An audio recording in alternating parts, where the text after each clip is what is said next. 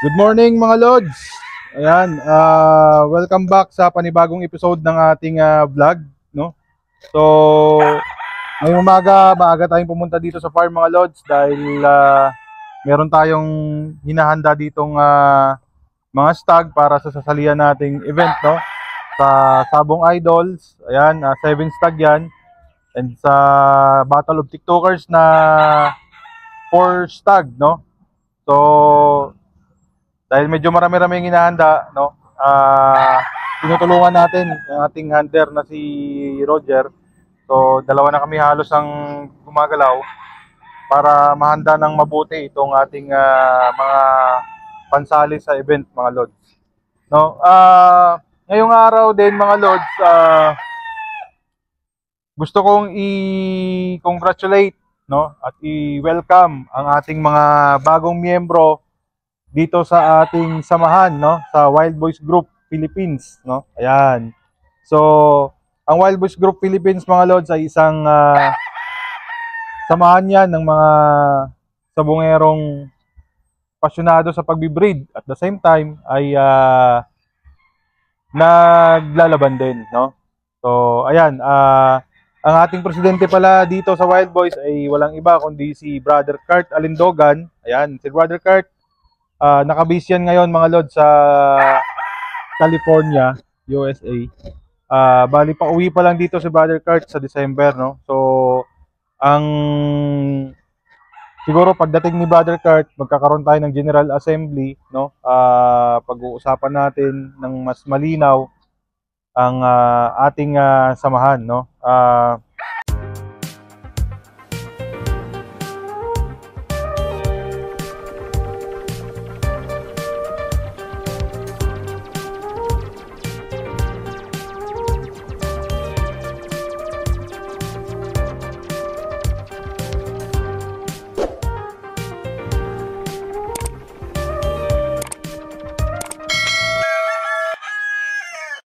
Disclaimer. No animal was harmed in the making of this video, for breeding purposes only. Welcome natin ang ating bagong miyembro. Ayan, si Brother Roel Amano ng Sabong, Pinas. Ayan, brother, welcome po dito sa Wild Boys Group, no? Ayan, and of course, si Maxim Game Farm ng Bukidnon. Ayan, nasa Visayas naman to, mga Lods. So, welcome Brother Maxim Game Farm. And of course, si RMD Game Farm ng Pangasinan. Ayan, Luzon naman, no?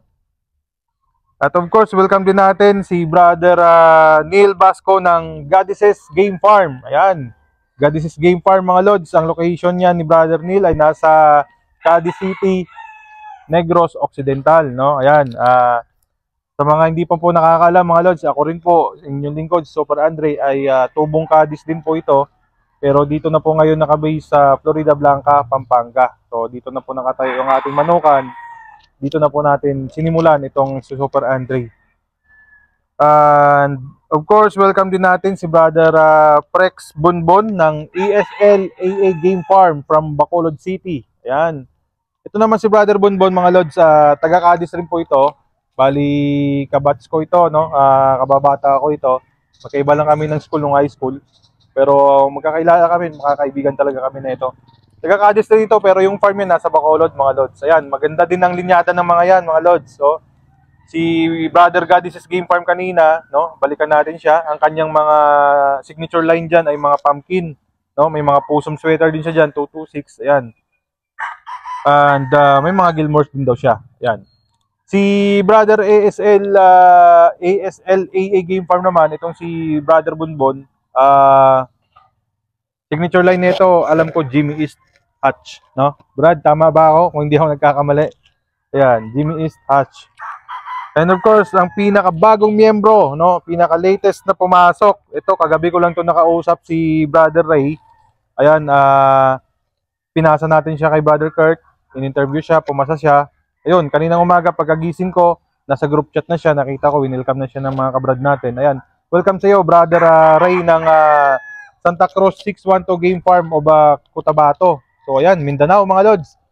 So ang Wild Boys mga lods talagang lumalawak na, no? Meron na tayong mga kapatid, no, na nasa Luzon, Visayas and Mindanao. So welcome po sa lahat ng bagong miyembro mga brother.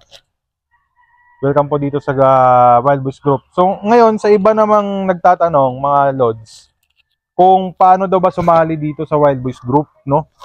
Simple lang, simple lang naman ang requirements natin dito sa Wild Boys Group. So ulitin ko lang din sinabi ni Brother King Pac, ang unang-unang requirements, minimum lang naman to. Kailangan meron kang at least 1,000 square meter na manukan and nasa 30 heads pataas na cord, no? Kung meron ka niyan mga brad, pwede ka rito, no? Pero hindi pa yan sapat mga lods, no? Bukod sa meron kang 1,000 square meter na lupa or manukan and meron kang 30 heads pataas na corded studs and cocks, meron tayong sumunod pa na requirements na kailangan mong pumasa mga lods. So ano ba ito? Pangalawa mga lods, kailangan willing kang tumulong, no, sa mga kapatid natin or kabrad natin dito sa Wild Boys Group, no? Paano tumulong? Okay, ganito yan. Simpleng-simple lang yan mga lods. For example, backyard farm ka, gusto mong sumali sa event. Kunyari, 5 stag yan, 4 stag, 5 stag, 6 stag, so ilang stags mo siya, basta pag 4 stag pataas, pagtapos kulang ka sa manok, no? Kailangan na bilang miyembro ng Wild Boys Group, kung lumapit sa iyo yung isang member para manghiram ng pangdagdag doon sa pang-entry niya, dapat willing tayong tulungan yan mga lods, no? So, depende na lang yan sa lumalapit, kung maluwag naman sa loob niya, kung bibilin niya sa iyo yung manok, mag-usap na lang kayo o pahihiramin, no? Pwede naman yon. So, dalawang way ang pagtulong diyan, no? So, yung gagamit, tutulungan niya yung kapatid nating miyembro ng Wild Boys sa pamamagitan ng bibilin niya din yung stag niya, no? So, tulad ng sinabi ko nung nakaraang vlog natin na kailangan maging number 1 customer din tayo ng ating mga kabrad, no? So, bibilin niya pero may usapan sila dyan, special discount yan, iba yung price yan pang Wild Boys yan. And then, pangalawa, nakatulong naman yung itong isang brad natin sa pamamagitan ng pag-provide ng quality rin na panlaban para magkaroon naman ng chance na manalo sa event itong isang kaibigan natin sa Wild Boys. So, ganyan lang kasimple mga lods, tulungan, no? Pangalawa, kunyari, gustong sumali ng isang member, tapos mataas ang pot, palagay natin na 5-5 ang pot money, tapos minimum bet nila ay 11, tapos hindi sapat ang financial status nitong isang kaibigan natin o isang kabrad natin, dito sa Wild Boys, magtutulungan pa rin, tutulungan pa rin siya in a way na magambag-ambag, di ba? Tres dito isa, tres isa. Yung 11 na yan, lagpas pa dyan. 3 tao lang ang pumarada dyan, tapos na yan, no? So, ngayon, may get 15 na tayo dito.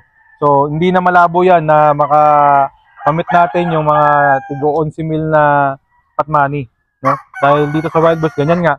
Kumbaga, maliitan lang, no? So, bawat isa, kung mag-contribute ng 3-3, kung iba, alanganin din, sa dami natin, sapul na sapul yan, yung 11 na yan. Ayan, ganyan ang tulungan ng ating brotherhood. Pangatlo, for example, meron kang buyer, no? Kunyari, may bumili sa iyo ng stag, tapos ang hinahanap ay 200, 300, tapos ang available mo lang ay 50 lang, ganun. Pwede mo siyang i-refer doon sa mga Wild Boys natin, sa mga brad natin. Dalhin natin yung buyer doon or i-introduce natin doon na meron pa doon available sa kay brother ganito, brother ganyan. So Wild Boys Group din naman yan. Pare-pares naman kami nag-aalaga ng quality. Yung mga ganon mga lods. So nandito pa rin yung business, no? So ang aim natin dito ay mapalawak yung industriya ng sabong, no? Ng game fowl breeding. Mapalago natin ang ating negosyo sa pagmamanok. Kasi ang pagmamanok mga lods, hindi na naman ito puro sugal, no? Actually sa Wild Boys Group, 30% lang dito ang sugal, 70% more on business tayo. Pero hindi ibig sabihin yan, puro kami benta. Hindi. Lumalaban din kami mga lods, no? hindi lang puro negosyo. Pero yun nga lang, siyempre lamang kami sa business dahil hindi natin pinasok itong passion natin na ito para malugmok tayo, no? Kasi meron tayong pamilyang binubuhay, mga lods. Kailangan mabalansin natin 'yan, no? Ang pamilya natin at pangsarili nating passion. So kailangan maging masaya din ang ating pamilya, no? Para maging masaya din tayo sa pagmamano kasi mabigat 'yan, mga lods, na ginagawa natin to pero kontra naman yung pamilya natin. So kailangan mabalansin natin 'yan, no? Iwasan natin yung masyadong mainit sa sugal. Ayan. So, pangatlo, ano ang pangatlong requirements ng Wild Boys, mga lods? Yun, tulad ulit ng sinabi ni Idol King Pac, pangatlong requirements ay ang attitude, no? Ayan. So, ano ang mga bawal na attitude dito, mga lods? Ayan. Ang bawal na attitude dito, mga lods, siyempre, unang-una dyan yung bida-bida nga na sinasabi ni Idol King Pac, no? Sorry sa term, mga lods, no? Pero ito, iniiwasan namin dito yung tipo bang kailangan angat ka sa grupo, no? Ikaw lagi magaling, ikaw lagi masusunod, no? Yun, hindi ka pwede sa grupo kapag ka ganun ang ugali mo. Kasi dito, mga lods, sa Wild Boys Group, pantay-pantay kami rito. Nag-share kami dito ng ideas, no? Pinupuna namin yung pagkakamali ng iba, pero ina-approach natin sila in a nice way naman, no, mga lods. So, yan, isa din yan sa requirements. Kailangan marunong kang tumanggap ng pagkakamali, no? Marunong kang tumanggap ng pagkakamali. Para mga lods, ma-improve mo, mas mapa-improve mo pa or mapaganda mo pa lalo ang manukan mo, no? So, kailangan meron ka niyan. Pakikisama, pagtulong sa kapwa, palaging gumaga, pagpakumbaba at yun nga, tumanggap ng pagkakamali. Pero yung pagkakamaling yun, mga lods, gawin nating inspirasyon yun or basihan yun sa pag-improve ng ating manukan. So, yung mga kasama naman natin, hindi naman yan sila magpupuna sa atin para lait-laitin tayo. Ayun. Then, bawal din dito, mga lods, ang pagiging marites, no? Yung pagiging chismoso natin na tipong isip bata ba, yung pinapahinto mo yung kapalpakan ng isang breeder doon sa kabilang breeder, sinisiraan mo yung isang breeder doon sa kabilang breeder. So, iwasan natin yun, mga lods, no? Kasi kailangan ang industriya ng sabong, tayo mga sabongero, dapat maging ideal person tayo na alam mo yung tipong kumbaga maging maayos ka, maging mabuting sabongero ka, no? Maging makatao ka. Yan, maging gentleman tayo, mga lods, no? So iwasan natin yung mga ganong ugali. Pag meron ka doon sa mga nabanggit namin, mga lods, pwede ka mag-apply through PM, no? Kay Idol King Pac, pwede rin sa akin, kahit sino sa miyembro ng Wild Boys. Ipo-forward namin yan doon kay Brother Kurt. Then si Brother Kurt naman ang tatawag sa inyo, mga lods, for interview at siya yung magi-screening kung papasok kayo sa Wild Boys Group Philippines, no? So ayan, sa mga bagong miyembro natin, welcome po, mga brad. And of course, isa-shoutout ko na din, no, ang mga nagpapa-shoutout ng mga subscriber natin. Ayan, si Brother Dandan Noel. Lods, ay ano sa'yo? Shoutout sa'yo. Mark Taburete. Ayan. Amil Backyard Vlog. Greg Villanueva. Si Pito Gamba. Itong dalawang ito talagang mga solid supporter natin to. Maraming salamat sa inyo, mga lods. Pereira Game Farm. Ito din. Idol natin yan, no? Solid supporter din natin yan. Kay idol natin, Boa Hancock. Joel Eduardo, Victor Umpad, ayan, Dennis Unaro, Johnny Manla Vlog, ayan, si Johnny Manla Vlog, meron din siyang YouTube channel, ayan, supportahan nyo rin yan, mga lods. And of course, mga bago nating subscriber, ayan, sila Idol Benedict Reyes, no, and kay Eric Mendoza, ayan, Idol Eric Mendoza, lods, maraming salamat. And of course, maraming salamat din sa pinaka-bago nating miyembro, no, sa Paulugan System, sa nag-avail ng ating mga palahe, mga lods. Si Idol Nico Lacadin, ayan. Si Idol Nico nag-avail sa atin ng 6 na battle stag, no, October born, November born, ang release nito May 2024 and June 2024. So, ayun lang, mga lods, maraming salamat sa panonood, no. Bago ko tapusin yung video, papasilip ko sa inyo ang status ng aming mga stags na inahanda. So tara mga lods. Ito mga lods, Super Andre Gray. Ayan. Kasama yan sa Sabong Idols. Itong Pumpkin Hats. Pagpipilian pa natin yan mga lods. Bali 2 stag elimination lang yan. Pero 6 na stag ang ating inahanda. Yellow Legged Hats yan. Huwag mo lang masyadong zoom din. Then, ito. Yan. Robles. No? Robles. Sweater Robles na yan. Ayan. And ito naman, ating Yellow Legged, Super Andre Gray din. Kapatid yan nun. Yung isa. Huwag masyadong zoom. Itong straight comb, Super Andre Gray din yan. Ayan. Tatlo yan sila magkakapatid mga lods, no? And meron tayo ditong claret. Boston claret ito. Ayan. Balak ko sanang gawing brood stag yan, no? Para next season. Pero titest muna natin mga lods. Pagka lumusot yan, yun. Pwede yan nilagay sa breeding pen. Then ito mga lods, ito yung ating mga inahanda para sa Battle of TikTokers, no? Ayan. Yung 5K sweater cross, no? Galing yan kay Brother Jerry Ginto, no? Ng Casmina Game Farm sa Orani, Bataan. Then itong ating Frost Gray by Moonwalker sweater. Ayan, galing yan kay Raymond Angeles. So, susubukan din natin yan kasi ito dapat pang brood stag din ito mga lods.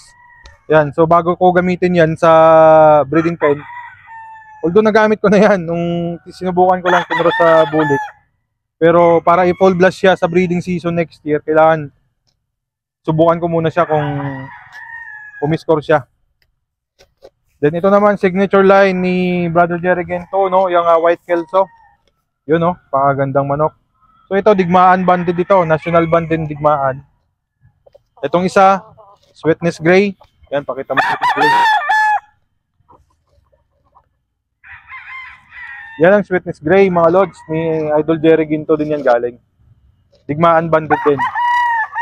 Then itong sa atin, yung ating signature line din na Super Andre White.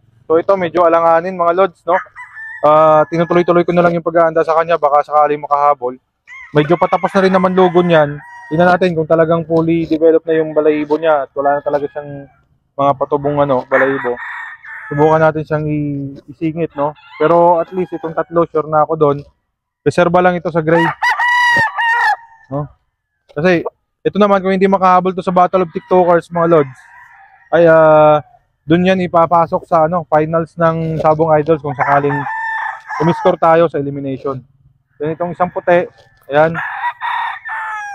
Patapos na rin ang logo niyan, buntot naman yan ang hinihintay nating umibol. Pero baka alanganin na rin ito. Then itong bulik, no? Si bulik na yan mga lods, Super Andre White yan, over in UDC Dome. Anak ni Bornok. Yan, anak ni Bornok yan. So reserva lang itong tatlo, dalawang white, isang bulik na reserva. Itong apat na to, ito talaga yung ating priority. Yan talagang ipapasok natin, no? So, yun lang mga lods. Maraming salamat sa panonood ng aming vlog, no? Sa lahat po ng mga OFW yung kaibigan natin dyan, mag-ingat po kayo lagi dyan mga lods, lalong-lalo na yung mga nasa Middle East, no? Ipagdasal natin na sana matapos na yung gulo dyan, no? Para magkaroon na ng kapayapaan ng buong mundo mga lods. Medyo hindi maganda pangyayari ngayon dyan sa Middle East. Sana po matapos na yung gulo dyan, no? And sa lahat ng mga nanonood, maraming salamat sa pagsubaybay sa amin. Sa mga hindi pa nakapag-subscribe, pwede kayo mag-subscribe dyan. Click nyo lang ang subscribe button at notification bell para ma-notify kayo para sa next videos na i-upload namin mga lods. So yun lang, mabuhay po kayong lahat. Maraming salamat po.